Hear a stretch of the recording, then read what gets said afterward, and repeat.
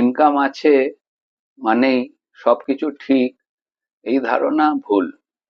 প্রথমত, ইনকাম থাকলেও যদি খরচের প্ল্যান না থাকে, টাকা কোথায় যাচ্ছে বুঝতেই পারবেন না। দ্বিতীয়ত, বিনা প্ল্যানে ইনভেস্ট করলে ভবিষ্যতের জন্য সঠিক রিটার্ন আশা করা যায় না। তৃতীয়ত, জরুরি পরিস্থিতি যেমন হঠাৎ চিকিৎসা, চাকরির অনিশ্চয়তা, এর জন্য প্রস্তুত থাকাটা খুব জরুরি।